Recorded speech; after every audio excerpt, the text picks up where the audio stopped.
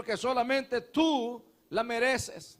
Permite que en esta noche, Señor, tu mano de sanidad repose sobre la vida de nuestra hermana Maura, que tú la sanes, que pongas esa mano sanadora sobre su cuerpo, y cualquiera que fuese la enfermedad, tú la puedas sanar, oh Dios. Asimismo te pedimos que tú hables a nuestras vidas en esta noche. Te pedimos que tú, Señor amado, seas propicio a nuestra necesidad de atesorar tu palabra en nuestro corazón. Háblanos tú, mi Dios, que tu Espíritu Santo, Señor, acomode esta palabra en cada corazón.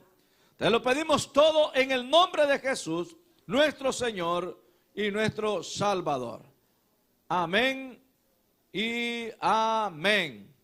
Puede tomar su asiento en esta noche.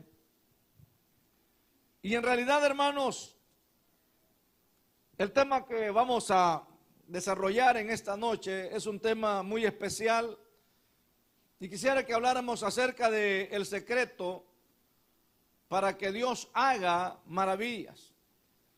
Usted conoce la historia, sobre todo pues el libro de Josué se ubica dentro de los libros históricos, porque contiene la historia precisamente de cómo Josué, que sucedió a Moisés cuando muere, Josué se le encomienda una labor bien delicada, como lo era guiar y llevar al pueblo de Israel hasta la tierra que fluía leche y miel. Usted sabe que fue Moisés quien sacó a Israel de Egipto, pero Moisés no terminó esa labor porque, como dice la Escritura, pues debido a designios de Dios, Dios le dijo: tú no vas a entrar a la tierra prometida, sino que únicamente la vas a ver de lejos. Cuando Moisés muere, que la Biblia establece que murió de 120 años, cuando muere Moisés, el pueblo comienza a llorar la muerte de Moisés, pero Dios le dice a Josué: ahora mi siervo Moisés ha muerto. Ahora levántate tú y lleva a este pueblo a la tierra que yo les he prometido. Y así es como usted sabe la historia del capítulo 1, que Dios llama a Josué.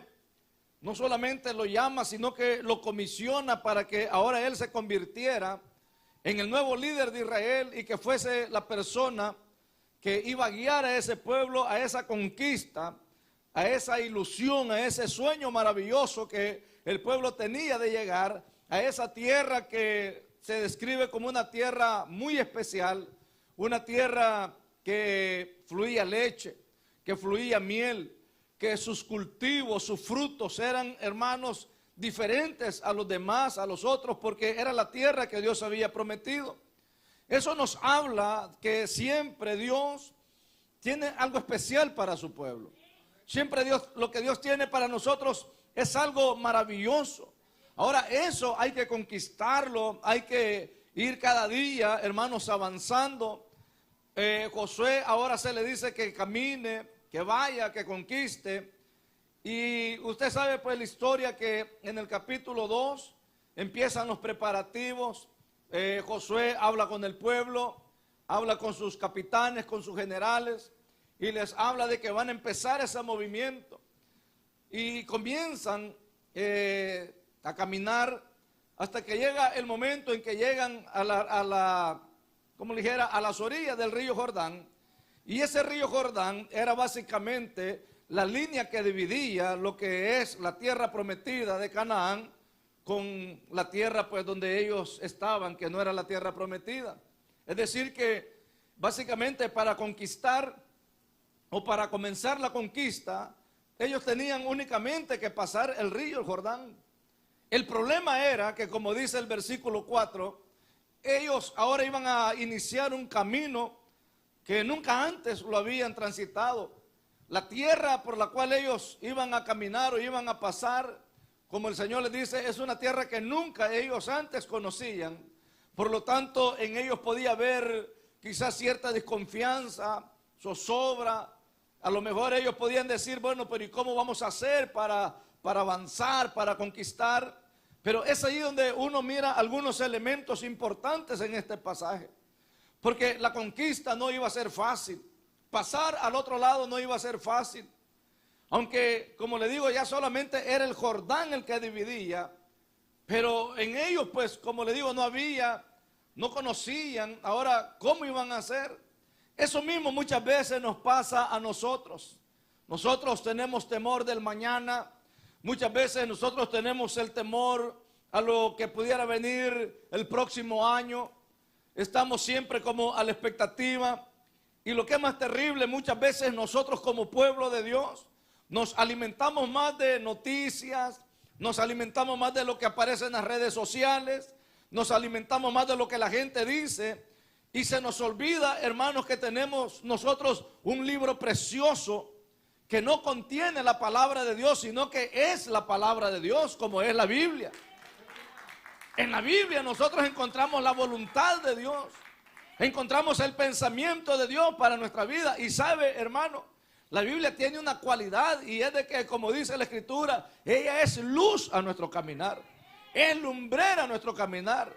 Si nosotros queremos saber y estar seguros de que así como hemos vencido hoy, vamos a vencer mañana, basta únicamente con que atesoremos la palabra de Dios en nuestro corazón.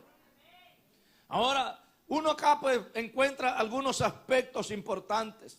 Lo primero es que para que el pueblo caminara confiado, para que el pueblo de Israel empezara la conquista, como le dije, ya estaba la conquista a la vista. El río Jordán no es tan amplio.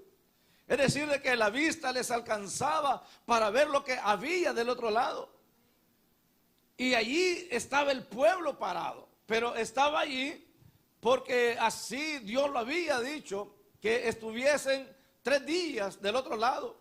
Y Josué obedientemente hace como Dios le dice, y el punto es que llegan a ese lugar, a riberas del río, y ahí estaban, ahí permanecieron por 3 días. No porque a Josué se le ocurriera y decir, no, aquí no vamos a estar 3 días, sino que así era la voluntad de Dios. Lo primero que debemos de analizar y comprender nosotros, de que si queremos ver maravillas o las maravillas de Dios, lo que debemos de hacer siempre como pueblo de Dios, caminar en obediencia a lo que Dios dice para nosotros. La vida cristiana no consiste en hacer como yo pienso, como yo creo o como yo digo. La vida cristiana tiene éxito cuando nosotros nos disponemos a hacer conforme a la voluntad de Dios en nuestra vida. Porque sabe, hermanos, como dice la Escritura, la voluntad de Dios es perfecta. Dios es perfecto, Dios no se equivoca. La razón de nuestros fracasos, la razón de nuestras lágrimas, la razón de nuestras quejas es porque no hemos hecho conforme a lo que Dios dice. Porque como le digo, muchas veces nosotros queremos actuar en base a lo que yo siento. Dependemos bastante de eso que le llaman las corazonadas que nosotros sentimos. Pero sabe, la Biblia dice que engañoso es el corazón más que todas las cosas. Muchas veces nosotros nos equivocamos y no vemos la gloria de Dios, no vemos la maravilla de Dios porque nosotros actuamos en nuestra propia voluntad. Usted sabe, la Biblia nos narra un ejemplo de cuando Pedro había ido a pescar y dice la Biblia que toda la noche habían estado pescando. La Biblia dice que toda la noche habían estado tirando las redes, pero no habían agarrado absolutamente nada en toda la noche. Hasta por la mañana que el Señor Jesús llega y le dice a Pedro que le dé su barca porque él iba a predicarle a las multitudes y le dice que se la retire un poco de la orilla. Y luego de que el Señor la usa, después de que la gente es enseñada por el Señor Jesús le dice, mira Pedro, boga mar adentro. Es decir, profundízate un poquito más. Y estando allí, tira las redes a la derecha. Y Pedro le dice al Señor, maestro, toda la noche hemos estado pescando y no hemos agarrado nada. Pero le dice Pedro, pero en tu nombre lo haré. Lo haré como tú dices. Lo haré no en base a mi experiencia como pescador o como hombre de río o de mar. Lo haré como tú dices. Y dice la Biblia que tiraron las redes. Y dice la Escritura que habiendo lanzado las redes, encerraron una gran cantidad de peces. Lo que no habían podido hacer en toda la noche, lo hicieron, hermanos, de una sola vez. Pero ¿cuál era la diferencia? La diferencia es cuando las cosas se hacen como Dios dice. Probablemente quizás nosotros tenemos años de estar tirando las redes y no hemos agarrado nada. Probablemente nosotros tenemos días de estarnos esforzando y no hemos hecho nada. Probablemente su economía no es la mejor quizás en este momento y usted dice, pero si yo trabajo, pero si yo hago esto, pero si yo hago lo otro. Lo que tenemos que analizar es si estamos haciendo como Dios dice, si estamos actuando conforme a la palabra de Dios, si estamos viviendo nuestra vida no bajo nuestra voluntad, sino que bajo la voluntad del Dios perfecto que jamás se equivoca. Eso es lo que hizo Josué en primer lugar y es lo que la Biblia nos enseña.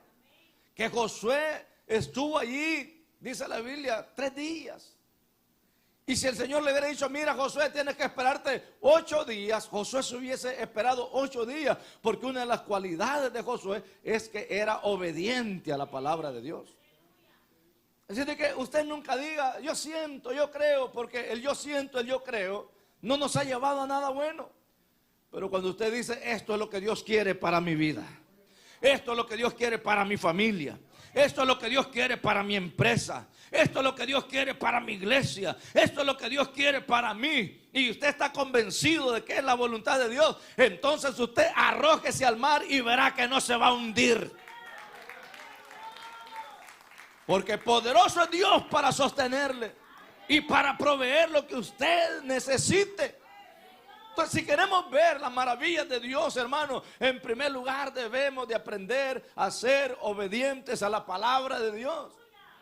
Otro elemento que vemos en este versículo 1 es de que Josué se levantó, dice, de mañana, temprano. No solamente hubo una obediencia a la palabra de Dios, sino que dice la Biblia que Josué se levantó temprano. Es decir que Josué tenía una cualidad y es de que poco le gustaba dormir. Si nosotros queremos ver las maravillas de Dios, tenemos, hermanos, que ponernos bien delante de Dios desde temprano. La Biblia dice, temprano yo te buscaré. Y dice más el Salmo, de madrugada yo me acercaré a ti. ¿Sabe cuál es el problema de nosotros? Que ni de mañana, ni de tarde, ni de noche buscamos a Dios. Porque de mañana decimos, no, es que me acosté noche. Estuve ayudando a los niños en las tareas, estuve preparando el desayuno para mañana, estuve haciendo acá, estuve haciendo allá. Y uno dice, Señor, es noche, pero por la mañana me voy a levantar temprano. Y el cansancio lo doblegó tanto que por la mañana cuando sintió ya es tarde para irse al trabajo, a la escuela o donde sea que tiene que ir, y dice, no, más tarde, en la tarde lo voy a hacer. Y se da cuenta que la tarde no le alcanzó tampoco porque lo cogió un tráfico y ya no hayó qué hacer. Antes vino a la iglesia y luego de acá se va otra vez. Y es un ciclo que nosotros vivimos. ¿Y cuándo nos queda tiempo para buscar a Dios? Bueno, hagamos un ejercicio. Recuerde pues cuándo fue que usted de verdad dobló sus rodillas y en su casa se puso a orar, a pedir a Dios. Yo sé que usted estará sacando cuentas y diciendo, bueno, creo que fue allá por el 15 de enero. Pero de enero hasta acá, ¿cuánto ha pasado? Y esa es una de las razones por las cuales no vemos las maravillas de Dios. Porque nosotros nos cuesta y no tenemos una disciplina. Sin embargo, dice la Biblia que Josué se levantó, dice, de mañana. Él y todos los que estaban con él, todos los hijos de Israel se levantaron de mañana y vinieron al Jordán y reposaron allí antes de pasarlo. Dice el verso 2, y después de 3 días, que es lo que estamos hablando, los oficiales recorrieron el campamento y mandaron al pueblo diciendo, cuando veáis el arca. Aquí hay otro elemento precioso. Usted sabe que el arca representaba o simbolizaba la presencia de Dios. El arca, hermano, representaba la presencia misma de Dios. Los oficiales le dicen al pueblo que se levanten temprano, que vayan. Y dice que mandaron al pueblo diciendo, cuando vean el arca. ¿Sabe, hermano? Una de las cosas que a nosotros nos van a hacer contemplar las maravillas y la gloria de Dios es todo el tiempo verlo a Él. Cuando nosotros quitamos la mirada de Dios, estamos en problemas. Usted recuerda en una ocasión, siempre hablando del apóstol Pedro, el Señor le dijo: miren, vayan ustedes delante y yo los alcanzo luego. Y ellos se fueron, cruzaron el mar, y a la medianoche el Señor iba hacia donde ellos. Y el Señor iba, hermanos, allí caminando sobre las aguas, dice la Biblia. Y Pedro, al verlo con otros, dijeron: un fantasma viene. Y se llenaron de temor. Pero Jesús les dijo: no tengan miedo. No es un fantasma, no es la Llorona, soy yo. Yo soy. Y dice la Biblia que Pedro, que era el más sagaz, el más atrevido, le dice al Señor: si eres tú en realidad, manda que vaya a ti sobre las aguas. Entonces Pedro prueba al Señor y le dice: si tú eres. Otros estaban con temor diciendo: es un fantasma. Y el Señor le dice: no, soy yo. Y Pedro le dice: manda que yo vaya a ti. Y dice la Escritura que el Señor le dijo: sí, ven. Y dice la Escritura que Pedro comenzó a caminar sobre las aguas. Y él empezó a romper una ley de la física. Que, hermano, lo más correcto, lo más normal, según las leyes, era de que él se hundiese. Nadie puede caminar sobre las aguas sin hundirse, porque todo lo pesado tiene que bajar.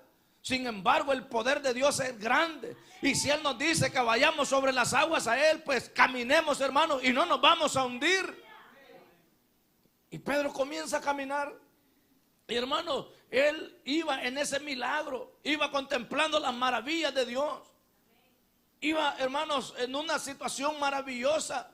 Pero dice la Biblia que de repente Pedro dejó de ver al Señor y se da cuenta de que iba sobre las aguas.